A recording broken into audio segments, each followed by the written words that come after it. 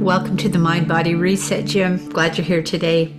Our workout is about rewiring your brain. As we have talked about a lot of times, surgery changes your body, but it doesn't change your brain. So we've got to do a little bit of rewiring in order to make our surgery successful.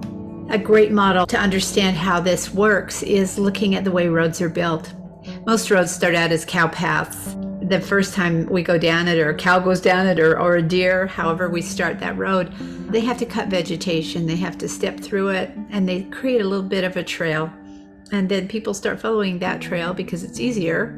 And after a while, that trail becomes a path, and the path widens as we start bringing bicycles or trucks or trailers or cars down that path. The pathway widens because the vegetation doesn't grow there anymore.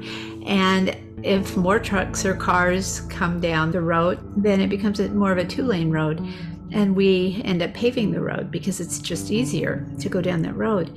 And if that road continues to get used because it's easier and more people do it, then we turn that into eventually a superhighway.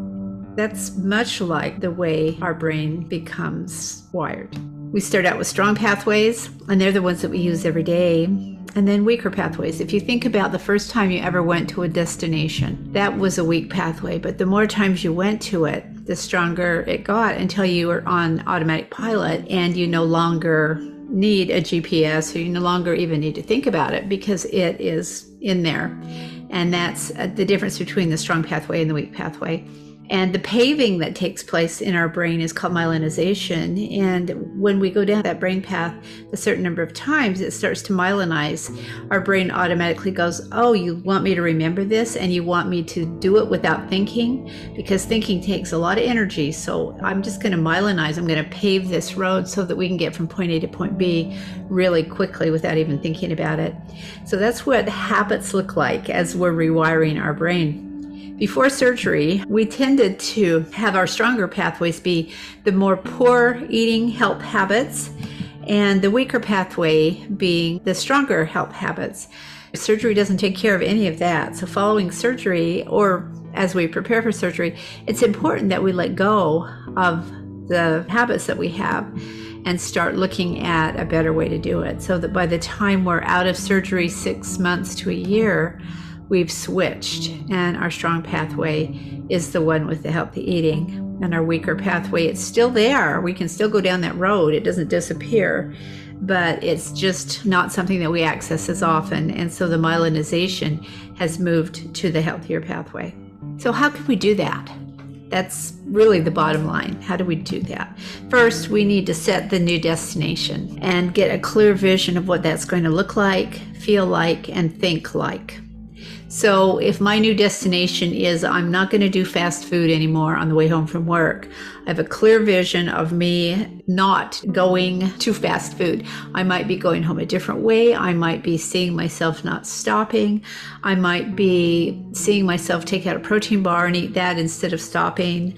I need a clear vision of what that's going to look like, feel like, and think like. And in my mind, every time I look at a fast food place, I can think, I could do that. That pathway's there, but I'd rather put my energy on myelinizing the better choice. And future me really wants me to be healthy, and I'm choosing to listen to future me in this case. Then write down your new destination, your new goal, and make it clear, make it realistic. Don't ask yourself to do something that's not realistic, because it won't happen. Then recognize your triggers. It's really easy to get triggered back to that old pathway, especially at the beginning. Write the triggers down. If we write the triggers down, suddenly we have power over them instead of them having power over us. And with each trigger, give yourself just a small sentence of what you'll do instead. My triggers might be stress from work, or it might be habit. Habit is actually a trigger. I do it without thinking because I've myelinized my path.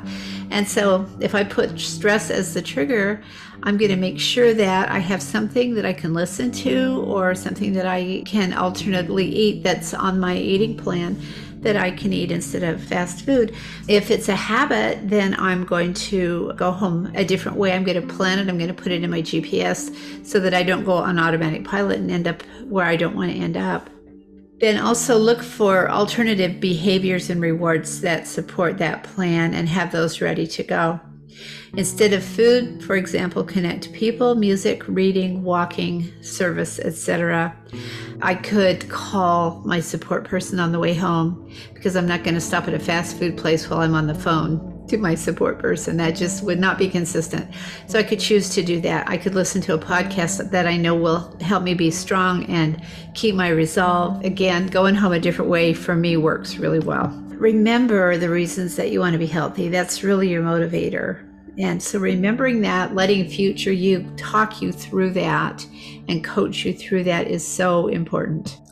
When you succeed, and you will most of the time, celebrate every time you go down that new path. And if you're not successful, don't worry. It's not failure, it's feedback. If you take a step back, get curious, evaluate what you learned and what you're going to do differently next time, it becomes just another way that you learned if you do it that way. Never give up on yourself, on the plan, or on the process. They really do work if you continue to work them. And we're going to have good days, we're going to have bad days. But the thing you don't want to do is stop doing. So let's check it out. What's your vision? Write it down, know your triggers, remember your other options and why you're on the journey.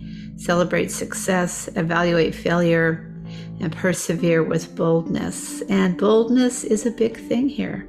Many of life's failures are from people who did not realize how close they were to success when they gave up. A lot of times we do quit right as we're ready to milenize the new behavior. It's just too hard. And yet, if we don't quit, if we continue to hold on to that little spark of hope, and we let our future selves coach us through those moments, or we call a support person, or we do a different behavior, we have that breakthrough that we're looking for. So for your workout today, identify your goal. Make sure you write it down. A goal not written is just a wish. Know what your triggers are, list them, and then your plan for the trigger. Don't ever list just your trigger. Trigger and plan, trigger and plan. Remember why you are on this journey and list the ideas for what you will do should you be tempted to go down the old road. Never go down the old road. Celebrate your success, evaluate the failure when it happens, and then persevere with boldness. If you do that, again, it's going to be a bumpy ride. It's going to look like the stock market, hopefully on the upside, not the downside, but that's the way that we change. That's what change looks like. So let yourself in for that ride. It's worth it. And you'll be so happy and love yourself a lot more next year at this time than you do now. So just keep doing what you do. And as always, remember noticing how strong do I believe I can be successful, and how motivated am I to be successful. Numbers should be between 6 and 10. And what are your resources? Look at those, use them all. And what are my challenges? This workout offers you another way to look at challenges and evaluate what you're going to do and create resources to go with each of those challenges. Just pairing them up with your trigger and your plan. So have fun with this one. Good luck. It's almost like I can feel my brain rewiring some days when this happens. And it's a weird feeling. It's not a great feeling, but it's not a bad feeling either. I just know that something is happening between my ears and I am changing. So I hope the same thing for you, and work on it. We'll see you next time at the gym.